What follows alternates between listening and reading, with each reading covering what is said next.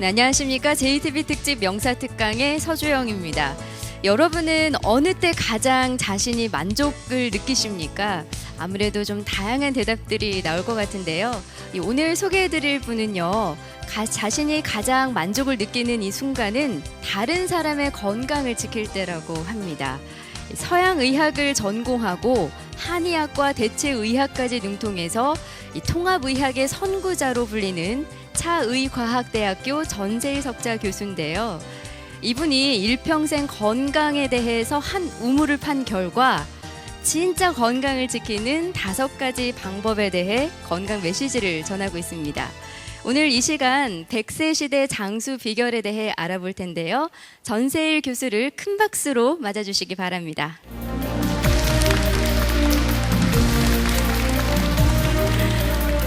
네, 안녕하세요 교수님. 안녕하십니까. 네, 정말 나이가 무색하다라는 이 표현은 아마 교수님을 두고 말하는 것 같습니다. 내 나이를 아시는 것 같은데 어떻게 아셨어요? 저는 제가 또 사전 조사를 좀 해본 결과 올해 그 연세가 제가 말씀드릴까요? 80으로 알고 있습니다만 맞습니까? 지금 여든이라고 그래서 내가 여든인가 보다 알았지. 저는 제 나이를 모르고 지나거든요. 이게 비결이라는 건 나이를 잊고 지내는 거다. 제 답변이 그래요. 많은 분들이 또 공감을 하시는 것 같은데요. 저희가 통합의학에 대해서 많은 분들이 좀 궁금해하실 것 같아요. 좀 약간의 도움 말씀을 주신다면요.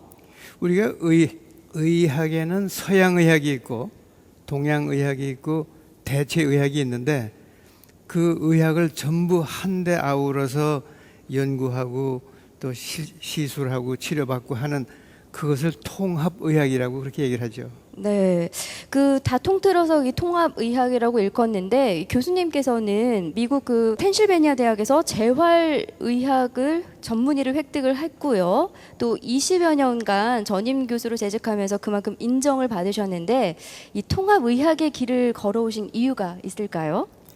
저는 자연스럽게 이 통합의학에 접하게 됐는데요. 사실은 저희 부친께서 아버지가 의사이면서 한의사인데 그 옛날부터 의학, 서양의학, 한의학을 같이 하는 일종의 통합의학을 했기 때문에 아버지의 영향으로 나도 모르게 자연스럽게 통합의학 쪽으로 가게 됐죠. 아, 그렇군요. 그러면 우리가 이제 통합의학에 대해서 어느 정도 좀 알아봤으니까요. 이 100세 장수 비결에 대해서 오늘 좀 알아보겠습니다. 큰 박수와 함께 오늘 강연 들어보겠습니다. 고맙습니다. 안녕하십니까. 반갑습니다. 오늘 이렇게 귀한 분들 다 모시고 이제 내가 의사이니까 이 건강에 도움이 될 만한 건강의 요령, 비결 이런 걸 좀 말씀드리겠습니다. 내가 이 통합의학, 이 서양의학과 한의학과 대체의학을 다 하는 통합의학을 했기 때문에 이 모든 의학에서 뽑아낸 건강 비결의 결정체가 있습니다. 이 모든 데서 뽑아내서 쫙 정리했더니 5가지가 이렇게 뽑아져요. 이 5가지를 잘 정리해서 이렇게만 하면은 우리가 건강해질 수 있다 하는 비결이 있거든요. 그래서 오늘은 그 하나하나를 5개를 풀어서 제가 설명을 해드리겠습니다. 그래서 지금 이 강의하는 이 시점에 제가 부탁의 말씀드리는 거는 내가 오늘 강의하는 거를 그대로 이렇게 하는 분은 하는 것만큼 이득을 보지만 안 하면 안 하는 것만큼 손해보는 그런 요령을 제가 말씀드릴 거예요. 자, 그래서 나는 원래 이 서양의학을 공부하기 전에 한의학 공부를 먼저 했어요. 저희 아버지가 한의사이면서 의사였기 때문에 한의학 공부를 먼저 했고 그 다음에 이제 의학 공부해서 의사가 됐고 이제 그러고 나서 더 공부하려고 미국을 건너가서 또 미국 가서 공부를 하다 보니까 내 배경에 이 동양의학과 서양의학이 같이 있다 보니까 소위 말하는 대체의학에 대한 것이 자꾸 나한테 많이 주어져요. 연구하는 기회도 주어지고 강의하는 거, 뭐 시술하는 거. 그래서 많이 하게 됐고 하다 보니까 이 동양의학, 서양의학, 대체의학을 다 하게 됐죠. 그래서 다시 한국으로 이제 모국으로 돌아왔더니 나도 모르게 이 모든 의학을 다 하는 짬뽕 의사가 돼버렸어요. 그렇지만 이 모든 걸 다 하지만 그러나 우리에겐 전문 분야가 있잖아요. 그래서 이제 나에게는 그 전문 분야가 재활의학이에요. 제 환자 중에 한 분 이런 분이 있었어요. 사고로요. 사지가 절단됐어요. 다리 하나가 이렇게 잘려나가고 그런 게 아니라 양쪽 발이 잘려나가고 양쪽 팔이 잘려나가서 사지가 없어요. 이제 이 환자를 어떻게 치료했는가 하면 이 양쪽 팔은 의지요. 가짜 손을 만들어주는데 요새는 발달해가지고 너무나 기능도 좋고 모양도 참 좋은 걸 많이 만들어내는데 사실상 기능이 좋은 손은요. 인공 손은 갈구리예요. 그 갈구리 가지고 뭐 할 거냐 그러는데 훈련을 잘 시켜놓으면은 이 갈구리 가지고 못하는 게 없어요. 양말 신죠, 단축 꿰죠, 넥타이 매죠, 면도하죠, 커피 끓여서 커피 마시지, 글 쓰지, 탁구하지 다 해요. 이 갈구리 가지고. 그 다음엔 발도 지금 인공 다리는요. 의학과 과학이 발달해서 너무나 그 자연스럽게 만들어줘요. 예를 들면은 이 발목과 인공 발을 끼워주는 걸 보면요. 모양도 너무나 똑같아요. 발톱도 만들어주죠. 그 발등에 있는 새파란 정맥도 다 생겨 있죠. 심지어 이 발가락에 있는 솜털까지 만들어줘요. 그래서 이렇게 보기에는 진짜 발인지 가짜 발인지 모를 정도로 천연덕스럽게 만들어주고 기능도요. 그런 발을 신은 분은 못하는 게 없어요. 뛰기도 하고 뭐 춤도 추고 뭐 댄스도 하고 다 해요. 손을 이걸로 쓰죠. 인공 다리를 신으면 돼요. 그리고 훈련시켰더니 나중에 퇴원할 때 신사복 입고 넥타이 매고 그리고 병원에서 나가는 뒷모습을 보니까 하나도 장애인 같지가 않았어요. 자기 발로 사지가 없는 사람인데 자기 발로 점장이 걸어 나갔거든요. 지금은 나가서 어떤 회사에 취직하고 다른 사람들과 똑같이 일하고 똑같이 월급 받고 다른 사람의 도움 아무 필요 없이 독립적으로 잘 살아요. 그래서 이 재활의학은 이렇게 교통사고나 뭐 중풍이나 또는 뭐 태어날 때부터 마비가 된 뇌성마비, 소아마비 그렇게 마비된 사람을 치료해서 쓸 수 있게 만들어주는 것도 우리가 하는 거지만 그다음에 통증이 있어서 아프니까 제 기능을 못하죠. 그러니까 통증을 없애줘서 제 기능을 하도록 만들어주는 것도 재활이 하고요. 심지어 심장병이 있어서 심장병 때문에 이렇게 재구실을 못하고 제대로 걷지도 못하면 심장 재활을 해줘서 또 자기 일을 할 수 있도록 만들어주는 심장 재활이 있고 또 폐질환이 있는 사람도 마찬가지로 이 폐질환 재활 프로그램도 있고요. 이렇게 그 기능을 다시 활성화시켜주는 게 재활이에요. 그래서 그렇게 하다 보니까 특히 나의 경우는 그 하나의 인간을 쓸모있는 인간으로 만들어주는 재활을 전공하다 보니까 서양의학의 기술도 필요하고 한의학의 여러 가지 치료 방법도 필요하고 또 이 대체의학이라고 알려져 있는 그런 민간요법이나 또는 다른 나라에 있는 전통요법도 우리가 그 지혜를 얻어다 이제 환자에게 적용하는 그런 게 필요하더라고요. 그래서 그 통합의학이라는 거를 이제 하는데 우선 강의 본론에 들어가기 전에 우리 그 의사들이 늘 경험하는 생명의 신비로움이 있습니다. 그건 의사들이 특별히 느끼는 건데요. 미국에서 어떤 가정주부가 32살 된 가정주부가 식물인간이 됐는데 기적 같은 일이 생기는 것은 식물인간으로 그렇게 오래 사는 법이 없는데 이 환자는 10년 돼도 20년 돼도 죽질 않았어요. 그래서 기록이 35년 동안 식물인간으로 죽지 않았다는 기록을 세웠고 두 번째 기적은 35년 만에 깨어났어요. 근데 세 번째 기적은 35년 만에 깨어났는데 하나도 안 늙었어요. 35년이 지났는데 32살 그대로 있어. 근데 남편은 3년 연상이었기 때문에 35살에 그 일이 생겼는데 35년 지내니까 70살이 됐죠. 마누라가 없어서 그런지 다른 70세보다 훨씬 늙은 할아버지가 마누라가 깨어났다고 그러니까 헐레벌떡 병원에 달려가서 감격스럽게 깨어난 부인의 손목을 딱 잡고 있는 그 병상에서 앉아있는 사진이 찍혀서 전 세계에 보도됐고, 우리나라에도 어떤 신문에 이만한 사진으로 보도된 적이 있고, 저는 그 사진을 지금 올려가지고 있어요. 근데 제가 말씀드리려고 하는 거는, 이렇게 늙지 않는 사람이 있었다는 거죠. 아직 우리 의학이 지금 연구하는 거예요.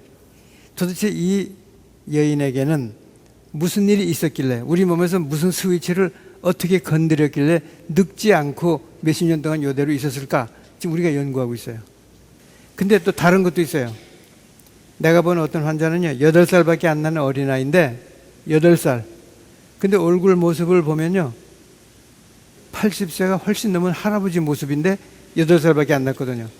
이것도 병이에요.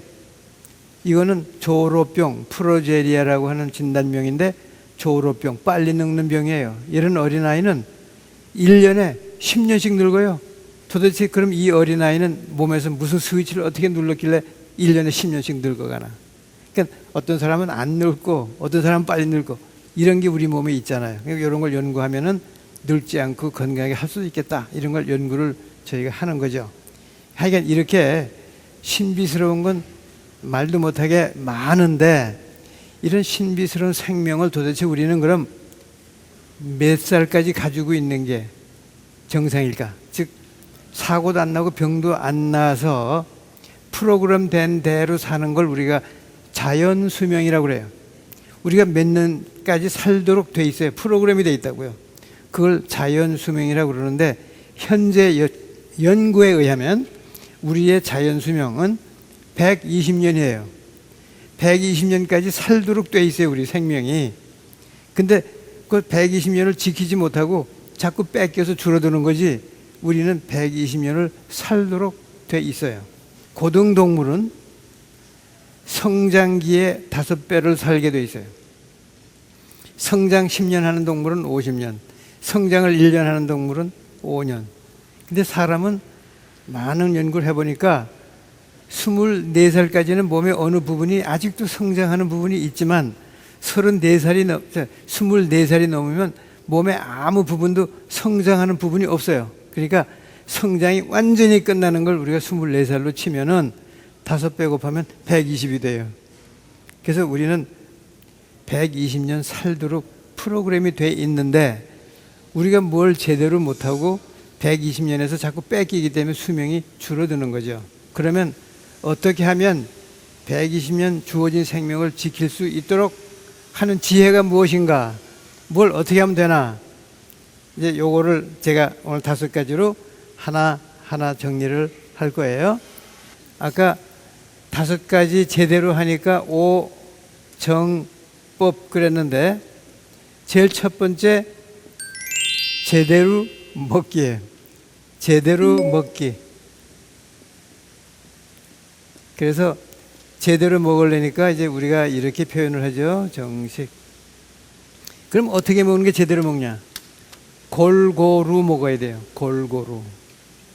언젠가 이 큰 그 음식 박람회를, 이제 국제적으로 음식 박람회를 한 데가 있어요. 해가지고 어떤 음식이 가장 좋은 건강 장수식인가를 전문가들이 심사를 했는데, 거기서 뽑힌 게 대한민국의 비빔밥이 세계에서 제일 좋은 건강 장수식이다, 뭐 이렇게 돼 있어요. 근데 저도 거기 동의하고 많은 영양학자들이 그렇게 생각을 해요. 한국의 비빔밥이야말로 이게 건강 장수식이다. 근데 그 이유가 있어요. 왜 그러냐? 첫째, 비빔밥 안에는 우리 몸이 필요로 하는 모든 영양분이 골고루 들어있어요. 그 안에 골고루 들어있기만 한 게 아니라 조화를 이루고 있어요. 조화를. 두 번째, 오미. 우리가 맛을 5가지로 치죠. 그 오미 5가지 맛이 그 안에, 비빔밥 안에 다 들어있어요. 시고 짜고 달고 맵고 한 게 다 들어있어요. 그게 또 조화를 이루고 있어요.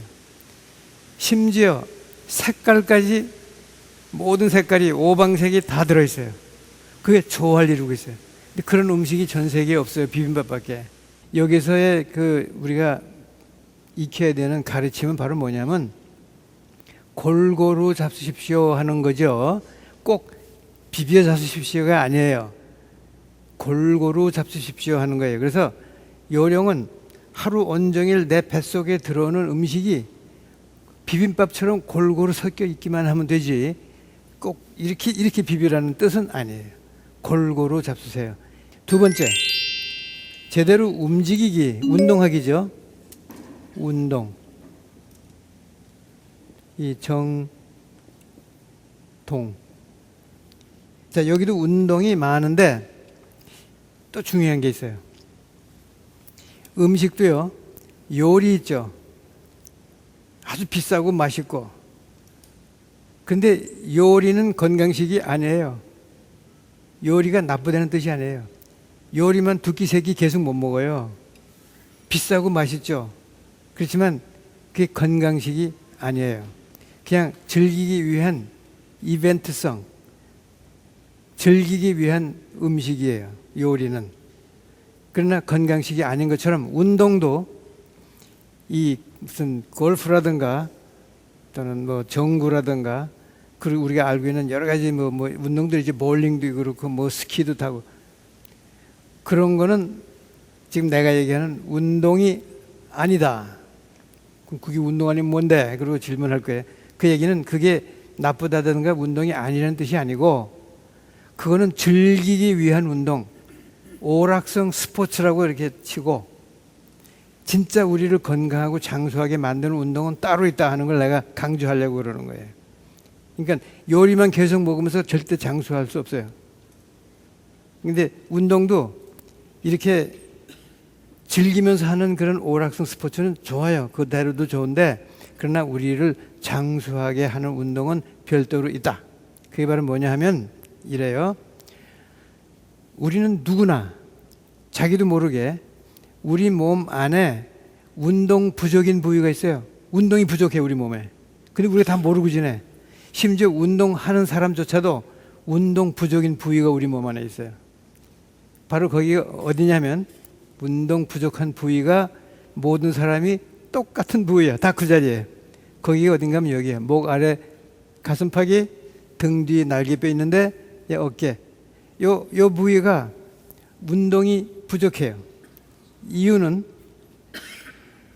모든 동물이 사람 빼놓고는 네 발로 다 다니면서 엄청 많이 쓰는 근육인데 사람이 이렇게 걸어다니는 직립동물로 걸어다니다 보니까 다른 부위는 다 많이 쓰는데 여기를 별로 안 쓰는 근육이 돼버렸어요.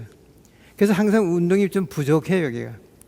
그래서 모든 사람들이 여기 운동이 부족한 줄 모르고 살아가기 때문에 그래서 여기가 늘 근육이 운동이 부족하고 혈액순환도 제대로 참 안 되고 이런 걸 느끼기 때문에 그래서 애고 어른이고 노인이고 모든 분들이 어깨 주물러 주면 시원하고 좋다고 그러는 게 그게 운동 부족이기 때문에 그래서 어깨 주물러 주면 좋아하는 거예요.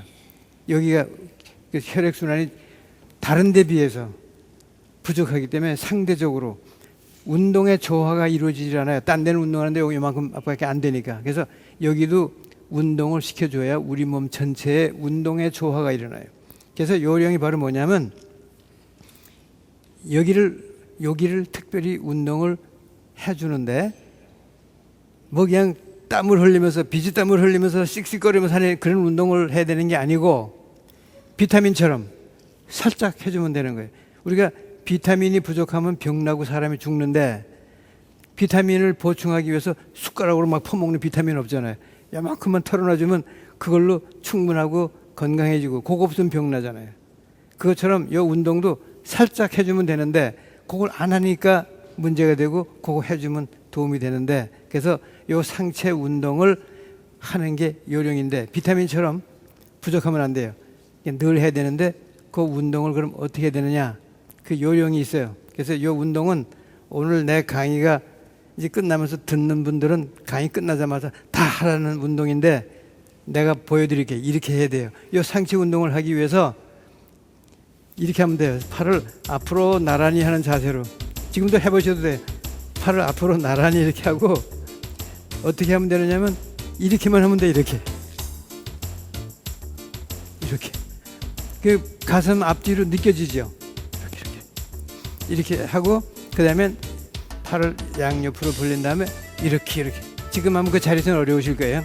이렇게 하면은 이 앞뒤로 근육이 이렇게 수축되고 그 이완되고 하는 그 운동이 느껴져요. 팔을 쫙 펴고 소리는 안 나지만 박수 치는 것처럼 이렇게 해줘야지. 그래야 이제 가슴 앞뒤로 느끼는 근육 운동이 되는데 이것도 마찬가지로 쫙 펴고 이렇게 해야지. 손목만 이쁘게 이렇게 하는 그거는 소용이 없어요. 쫙 펴고 앞뒤로 크게 이렇게. 나는 매일 하는데요. 매일이 아니라 뭐 틈만 나면 하는데요. 이런 속도로 해요. 시계 보면서 해도 좋고 뭐 그냥 하나 둘 셋 넷 다섯 여섯 일곱 여덟 이런 속도로 하면은 1분에 한 100번 돼요. 하나 둘 셋 넷 다섯. 그래서 하루에 한 3분 이제 오전에 일어나서 이제 한 3분 동안 하면 300번 되죠. 이따가 또 시간 되면은 또 한 3분, 그것도 300번. 이따 저녁에 또 3분. 합하면 하루에 10분만 투자하면 합해서 한 1000번이 되거든요. 이거 그것만 해주면 돼요. 그걸 해보시면 본인이 금방 느껴요. 얼마나 기분 좋고 소화도 잘 되고 몸이 참 좋아요. 이거 하면. 그래서 저는 틈만 나면은 하나 둘 셋 넷 아침에 일어나서 양치질 다 끝나고 그러면 거울 앞에서 하나 둘 셋 하고 엘리베이터 타고 오르내리다가도 사람들이 아무도 없으면 엘리베이터 안에서 나 혼자 이렇게 늘 해요. 그래서 그 우리 집에 엘리베이터가 10층인데 오르내리면서 나 혼자 늘 했는데 마음 놓고 했는데 한 번은 그 경비실에 갔더니 TV 모니터에 엘리베이터 속이 잘 깨끗이 보이더라고요. 그래서 그 다음에 내가 조심하지만 그래도 그 부끄러운 일은 아니니까 마음 놓고 제가 그 운동을 늘 해요. 그래서 이거는 잊지 마시고 하루에 3번 한 3분씩 이렇게 100번 하세요. 참 좋아요. 또 하나는 우리 몸 전신을 부들부들 떨면 굉장히 좋대요. 우리 몸을 부들부들 떨면 좋아. 근데 그것도 몸을 부들부들 떨려면 요령이 있어야지 비 맞은 개처럼 떨 수도 없죠. 그러니까 우리가 전신을 떠는데 요령이 있어야 돼요. 그래서 그 요령은 떨기 위해서 일부러 이렇게 무릎을 좀 구부리고 팔도 쭉 늘어뜨리고 이렇게 입도 한 반쯤 벌리고 그 아래 위로 빠른 속도로 그럼 이게 전신이 다 떨려. 우리 몸이 안 떨리는 데가 없어요. 이렇게 흔들어주면 그게 굉장히 좋아요. 특히 내장까지 흔들어주는 게 굉장히 좋은 거예요. 요새 연구에 의하면요, 우리 내장 안에 있는 공생세균, 우리를 이롭게 하는 세균이 수백 가지가 우리 몸 안에서 있는데 그 공생세균, 세균이 얼마나 건강하게 있느냐에 따라서 우리를 건강하게 만든대요. 그래서 요새 연구 중에는 이런 게 있습니다. 비만한 사람의 세균을 배양을 해서 이렇게 빼빼 마른 사람한테다가 했더니 비만해지고요.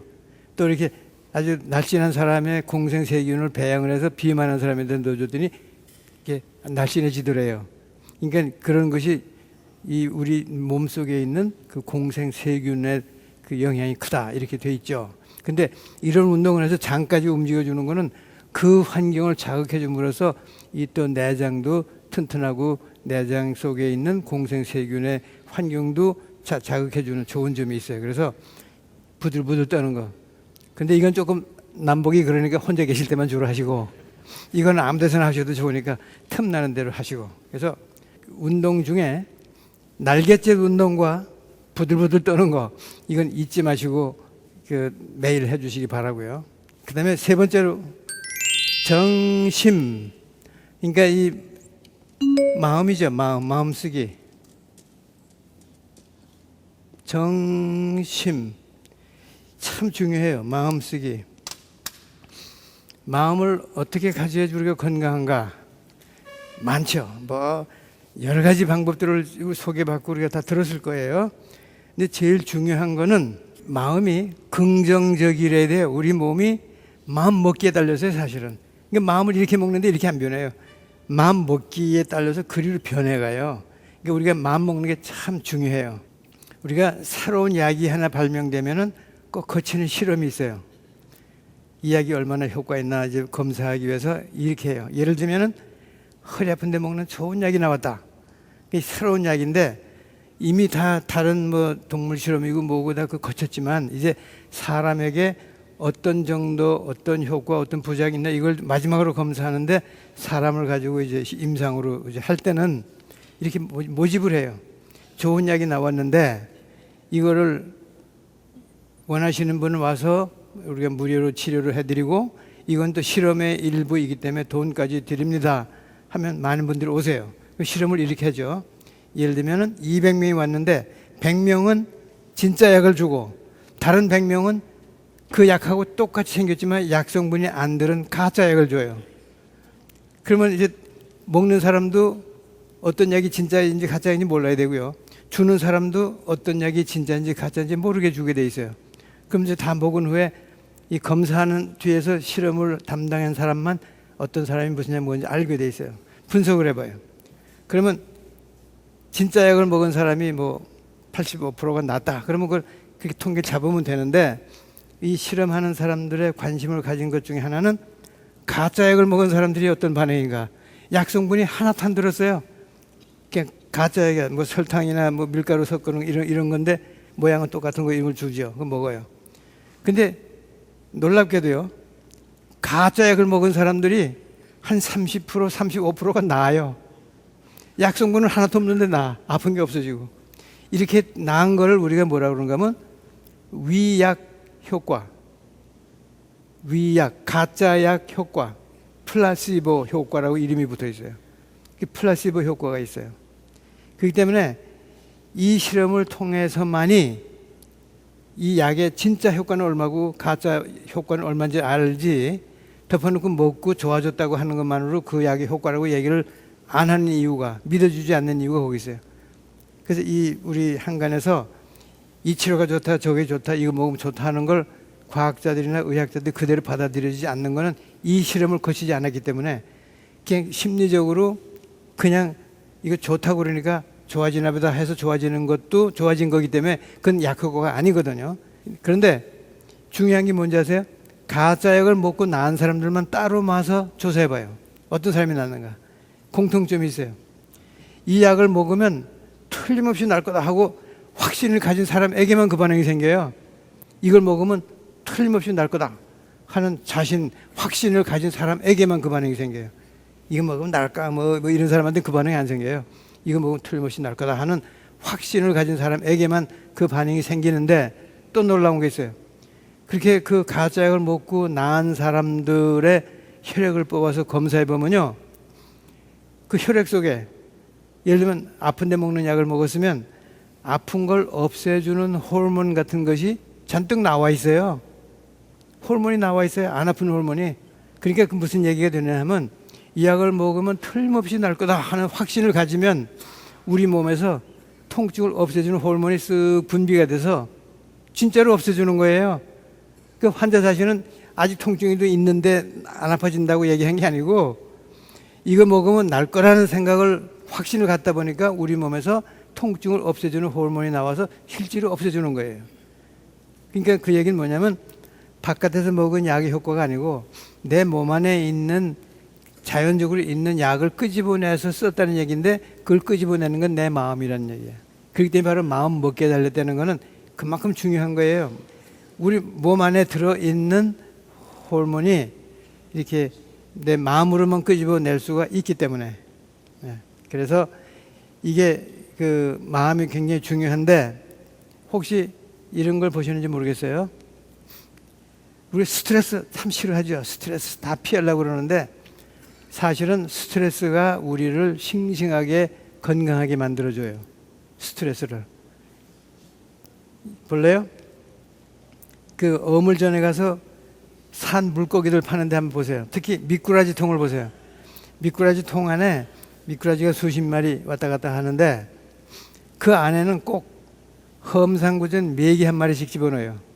메기 한 마리가 들어있어. 근데 이 미꾸라지들은 메기를 되게 싫어해요.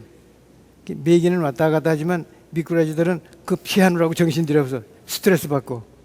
근데 옆에 통에는 똑같은 수의 미꾸라지 담고 물을 담아놨는데 메기를 안 넣어요. 그럼 자기네끼리 평화스럽게 떠다니다가 몇 시간 되면 이렇게 허옇게 뒤집고 다 죽는데 옆에 통에는 똑같은 조건인데 메기 한 마리가 들어있는데 더 오래 살아요. 빨리 안 죽어요. 더 오래 살아요. 왜냐하면 메기가 다니면서 스트레스를 주니까 이 스트레스 힘 때문에 더 오래 살아요. 그러다 보니까 오히려 스트레스가 더 싱싱하게 만드는 오히려 보약 같은 역할을 하는 거죠. 그래서 사실은 스트레스 빠지면 사람이 건강을 오히려 해쳐요. 우리 스트레스가 적당히 있어야 되고요. 그래서 오히려 무슨 생각을 해야 되느냐면 스트레스는 보약이다. 스트레스는 보약이다라는 생각을 해야 돼요. 심지어 스트레스는 보약이라며 하는 생각 자체가 보약이야. 그래서 이렇게 긍정적인 생각을 해야 되는데 여기서 몇 가지 좀 우리 스트레스 얘기를 하니까 남자 여자가 굉장히 달라요. 생리 해부 심리적으로 달라요. 완전히 다른데 같은 사람이니까 이렇겠지 하는 데서 오는 모르는 스트레스가 잔뜩 쌓여서 서로가 몰라요. 근데 굉장히 달라요. 몇 가지만 예를 들어볼까요? 뭐가 다른가? 아주 간단한 건데도 이렇게 달라요. 우리가 뒤통수에 눈이 없죠. 안 보이죠. 그렇지만 이게 뒤에서 안 보이다가 이렇게 하면 여기서부터 보이고 이렇게 가다가 여기까지는 보이는데 여기서는 또 안 보여. 그 안 보이고 여기서 보이는 요 범위를 우리가 시야, 각도라고 그러죠. 이게 남자 여자가 엄청 차이가 나요. 남자는 이게 좁아요. 시야가. 여자들은 이 시야가 넓어요. 그래서 여자들은요, 관심은 여기 있는데 고개를 돌리고 싶지 않으면 여기다가 초점을 맞추고도 요거 다 봐요. 옆으로 싹. 여자들은. 근데 남자들은 이게 안 보이기 때문에 두리번 남자들이 두리번거리는 게 이게 안 보여서 그래.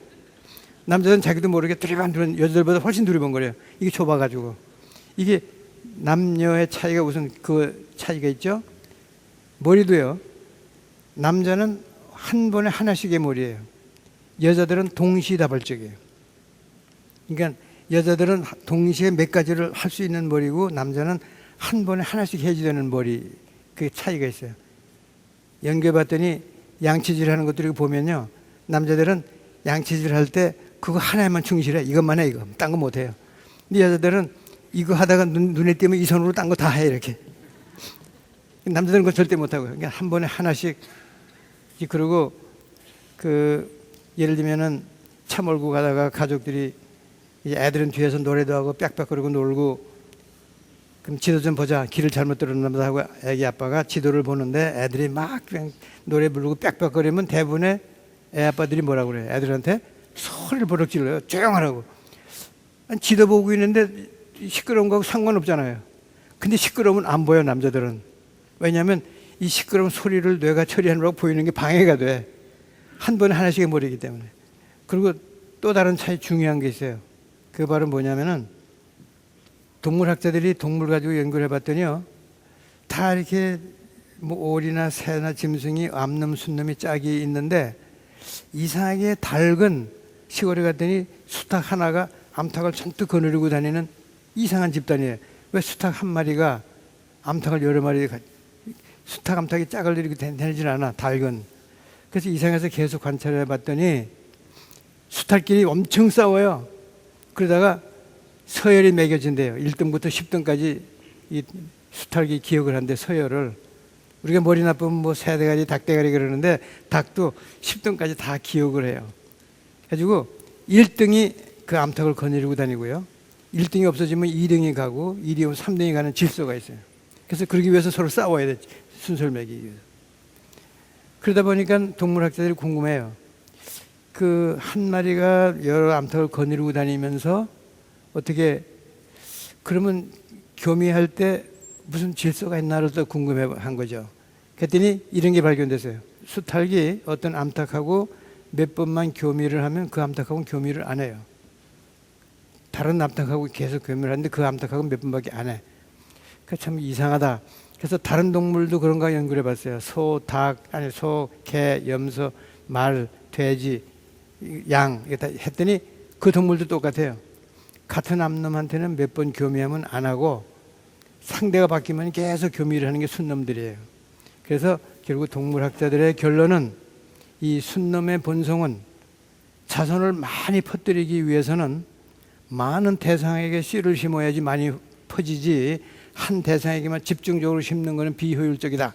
이게 순놈들의 본성이에요. 그래서 그걸 수탉 증후군이라고 이름까지 붙어 있어요. 그러면 또 암놈에게는 어떠냐, 또 여성에게는 어떠냐, 이게 또 다른 게 있어요. 사람이 생기기 위해서는 정자 하나와 난자 하나가 필요한데 여자들은 태어날 때부터 몸에 거의 40만 개의 난자를 가지고 있고요. 근데 실제로 이 초경에서 폐경까지 한 400, 500개월밖에 안 되니까 실제로 성숙돼서 나와서 쓰는 거는 500개밖에 안 되는데 40만 개를 가지고 있잖아요. 근데 정자는 어때요? 사람 되기 위해서는 하나가 필요한데 한 번 사정에 3억 마리가 나와요. 필요한 건 하나인데. 근데 이 3억 마리가 일제히 나와서는 와 하고 어디로 가냐? 뭐 소리는 안 들리지만 현미경으로 보면 그냥 와 하는 것처럼 보여. 난자를 향해서 가는데 2시간 걸려요. 쫙 가다가 지쳐서 거의 다 죽고 난자까지 도달하는 게 보통 200마리예요. 3억 마리 나와서 200마리가 가요. 그러면 난자가 기다리고 있다가 200마리 중에 1등을 너 왔냐 그러고 맞이하는 줄 알았더니 그게 아니고요. 요새 연구한 거 보면은 난자가 이걸 알고 있다나 봐요. 3억 마리가 와도요 다 죽고 200마리가 파이널리스트, 이제 최종 주자가 200마리가 오는 걸 아나 봐요. 그 다 올 때까지 기다린대요. 기다렸다가 이제 다 왔냐 그러고 심사한대. 그래서 심사 기준이 각 정자가 가지고 있는 유전자의 우수성을 판단하는 능력이 난자가 있대요. 그래서 200마리 심사한 후에 그러면 그 난자가 정자 하나만 싹 들어가는 순간 나머지 200마리는 다 죽어요. 그게 사람 생기는 원리예요. 수탉 너들끼리 싸워. 1등 너와. 가지고 1등의 씨를 받아요. 3억 마리 뛰어. 200마리 심사. 1등. 3억 마리 중에 1등을 골라요.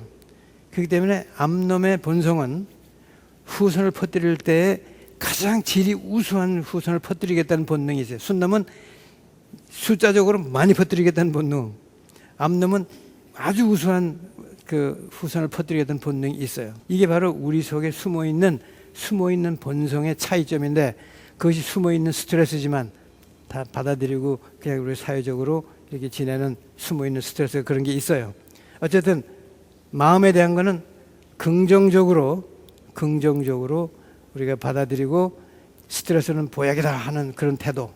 그러니까 뭐 비가 오면 차분해서 좋고 뭐 추우면 정신이 번쩍 나서 좋고 눈이 오면 아주 밝고 조용하고 그래서 좋고 더우면 느긋해서 좋고 서로 다른 날은 있을지언정 좋고 나쁜 날이 따로 있는 게 아니다. 이렇게 긍정적인 생활을 하는 마음이 우리를 건강하게 만든다 하는 거고요. 이제 2가지 더 짧게 제가 정리를 할게요. 이제 4번째는 이 잠자는 건데요. 이 잠자는 거는 정면이죠. 이건 간단해요. 이제 잠자는 거는 충분하게 자기 리듬에 맞춰 자야 돼요. 충분하다는 거는 아침에 일어났을 때 잘 잤다 하는 기분, 그리고 낮에 졸립지 않으면 그게 충분한 잠이 돼요. 자기에게. 근데 사람마다 달라요. 몇 시간이 충분하다가 아니야. 사람마다 달라. 아침에 잘 잤다 하는 기분, 그 낮에 졸립지 않으면. 근데 무슨 이유로 낮에 졸립다, 밤에 잠이 좀 부족했죠. 그럴 때는 낮잠 자는 요령은 짧게 자야 돼요. 3분 내지 5분, 길었자 10분, 15분이지 30분 이상 늘어지게 자는 건 오히려 비효율적이라는 연구예요. 낮잠은 짧게 자야 돼요. 예를 들면 이렇게 강의 듣다가 졸려서 잠깐 조는 거, 그게 요령이에요. 잠깐 자는 거. 길게 늘어지게 자는 건 비효율적이에요. 그래서 그 다음엔 리듬에 맞춰 잔다. 사람에겐 2가지 형태가 있어요. 아침 일찍 일어나서 일찍 자야 되는 종달새형, 늦게 자고 늦게 일어나는 올빼미형. 근데 아침 일찍 일어나고 일찍 자야 되는 종달새형은 이게 소위 말하는 아침형이고 활동형이고, 활동적인 일을 해야 효율적이고 또 직업적으로도 성공하고 건강에도 좋아요.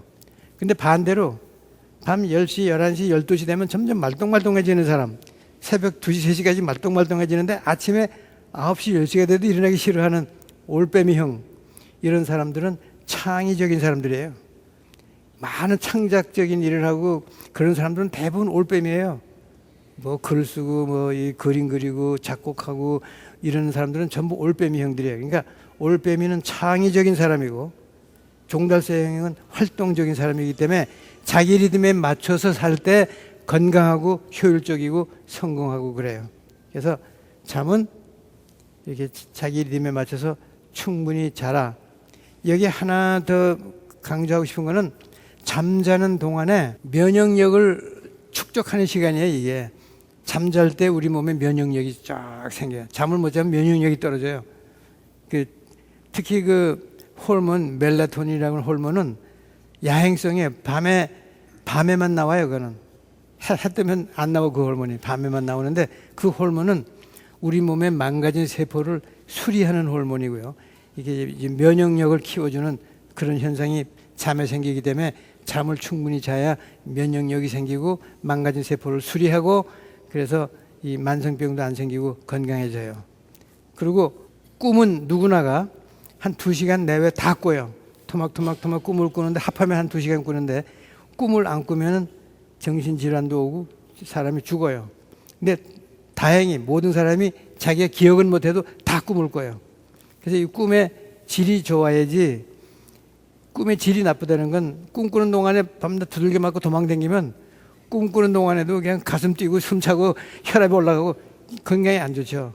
그렇기 때문에 꿈의 질이 좋으려면 잠자기 전에 좋은 생각, 명상, 기도, 좋은 음악 이런 걸 들으면서 잠에 들면은 대부분 좋은 꿈으로 이어지거든요.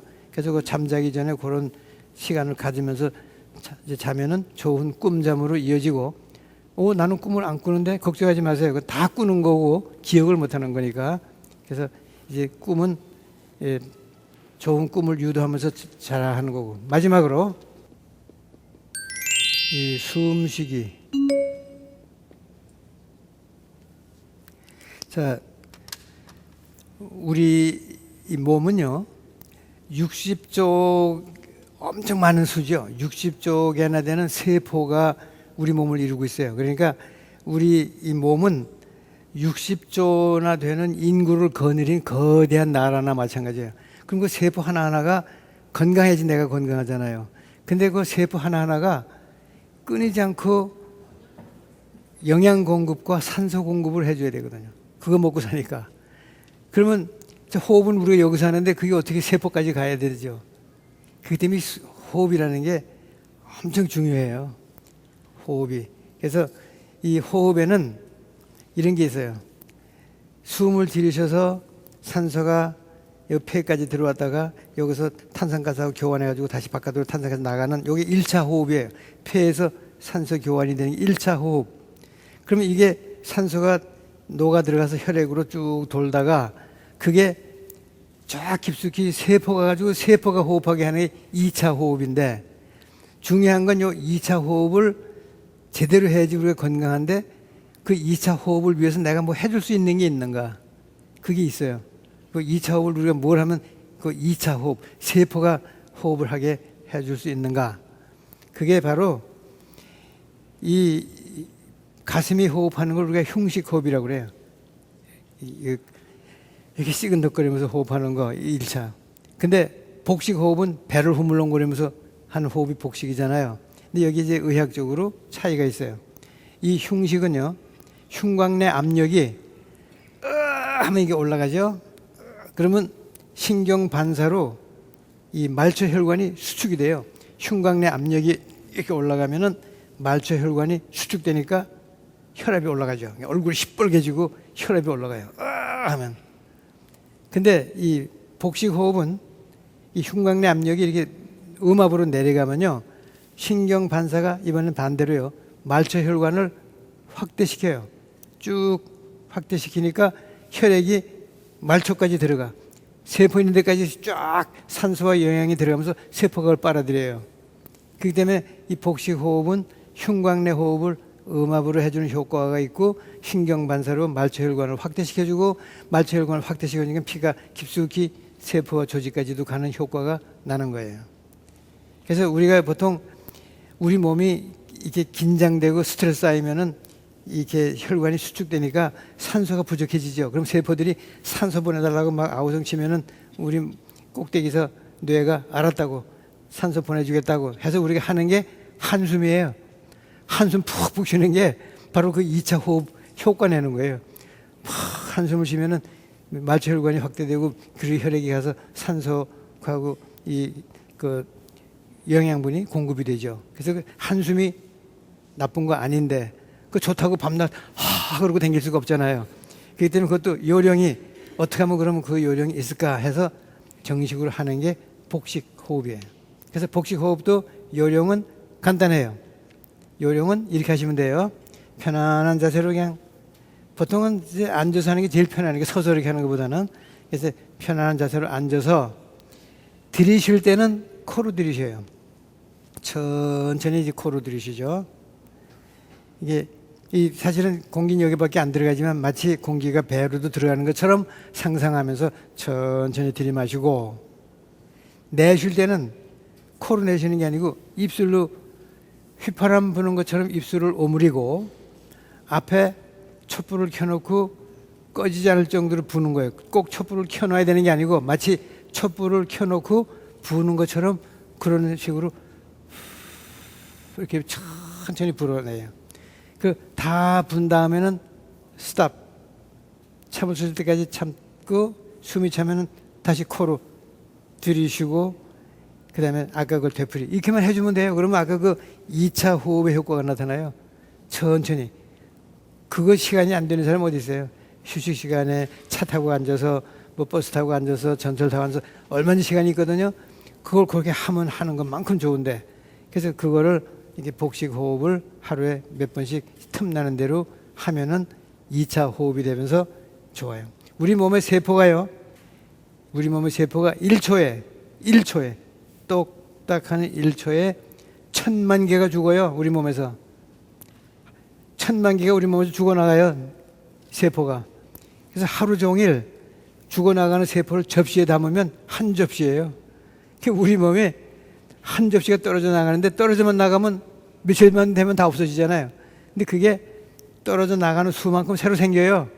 그러니까 1초 안에 1000만 개가 죽고 1000만 개가 새로 생기니까 1000만 개가 바뀌어요. 세포가. 그러니까 우리가 새로운 세포로 1초에 1000만 개가 바뀌는데 그게 이거를 어떻게 하느냐에 따라서 마음을 어떻게 먹냐에 따라서 1000만 개가 이렇게 바뀌기도 하고 이렇게 바뀌기도 하는 거예요. 그래서 이게 그렇게 중요한 거예요. 별거 아닌 것 같은데 이게 그렇게 중요해요. 이게 중요해요. 보세요. 뭐 건강에 좋다고 그래가지고 뭐 비싸게 뭐 사야 돼요? 어디 이상한 데 가야 돼요? 뭐 친구랑 약속하고 뭐 어디 가야 돼요? 뭐 기구가 필요해요? 돈이 들어요? 근데 하지 않으면 안 되는데 그렇게 중요한 거잖아요. 그리고 이거는 우리 건강이라는 건 이 고무풍선처럼 가만 놔두면 내려와요. 건강 상태 점점 나빠져. 자꾸 쳐줘야 떠 있어요. 건강은. 그러니까 늘 쳐줘야지. 가끔 쳐주면 떨어져 있어. 그렇기 때문에 늘 하려고 그러면 늘 할 수 있는 걸 해야지 가끔 하는 건 도움이 안 된다는 얘기예요. 아까 운동도 오락성 스포츠는 가끔 하는 거잖아요.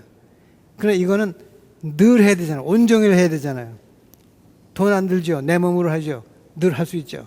그러니까 이게 이 가장 중요한 비결이 되고 제대로 하는 법인데 그래서 마지막으로 제가 말씀드리고 싶은 건 이런 겁니다. 우리가 드라마 같은 거 보면은 이 어떤 장수가 탁 나와서 말 타고 있는데 화살이 날라오면 칼로 턱턱 막아내는 장수도 있어요. 아마 그 장수가 실제로 활을 막아낼 수 있을지도 모르겠어. 막는 사람도 있겠죠. 근데 그 사람도 화살이 앞뒤로 수십 개가 동시에 날라오면 못 막아요. 그게 막을 수 있는 사람이지만 동시에 여러 개 날라오면 못 막아요. 그러니까 우리 지금 주위에 있는 거 보세요. 그 장수도 웬만한 화살은 다 막아내는 갑옷을 이렇게 입고 있으면 막아지죠.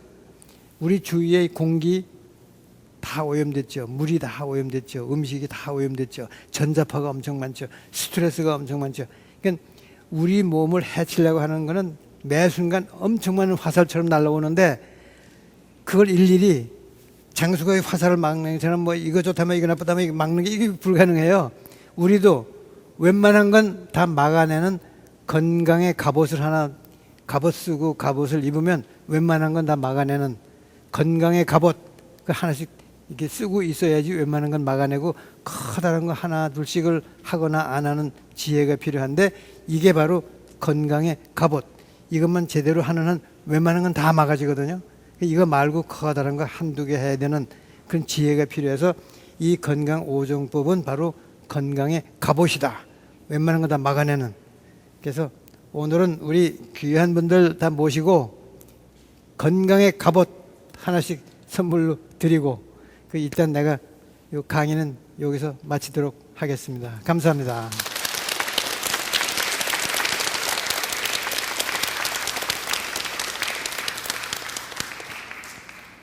제가 강연을 좀 쭉 듣다 보니까 자신에게 가장 필요한 의사는 바로 나 자신이 아닐까 싶은데 그렇습니다. 어떻게 생각하시나요?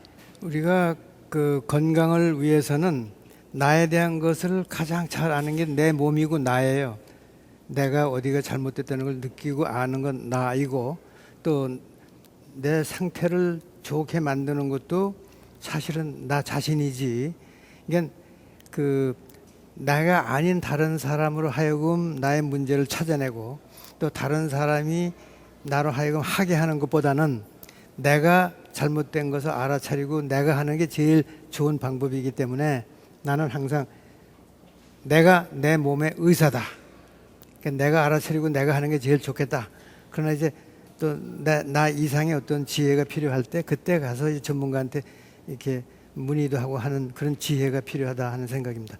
네. 내 몸이 내 의사다. 네, 내 자신의 몸을 더 잘 아니까요. 아무래도 나 자신이 가장 훌륭한 의사라는 말씀해 주셨는데 마지막으로 좀 당부해주고 싶은 말이 있다면 어떤 게 있을까요? 늘 해야 된다. 늘 가끔 하면 안 돼. 늘 해야 된다. 그리고 이제 늘 한다는 것을 이제 하되 제대로 해야 된다. 잘못하면서 늘 하면 안 되고요. 제대로 해야 된다. 그리고 마지막으로 늘 하고 제대로 하지만 즐거운 마음으로 하라. 그렇게 하면은 프로그램 돼 있는 우리의 수명 120년 지킬 수 있습니다. 네. 오늘 열정적인 강의를 해주신 차의과학대학교 전세일 교수께 큰 박수 부탁드리겠습니다. 감사합니다. 네, 건강을 해치는 원인에는 세 가지가 있다고 하죠. 해야 할 일을 하지 않는 것, 해서는 안 되는 것, 그리고 하기는 하되 제대로 하지 않는 것인데요. 전세일 교수가 전하는 5가지 건강법 잘 기억해 두셨다가요. 올 겨울 건강 잘 지키시기 바라겠습니다. JTB 특집 명사특강 여기서 인사드리겠습니다. 고맙습니다.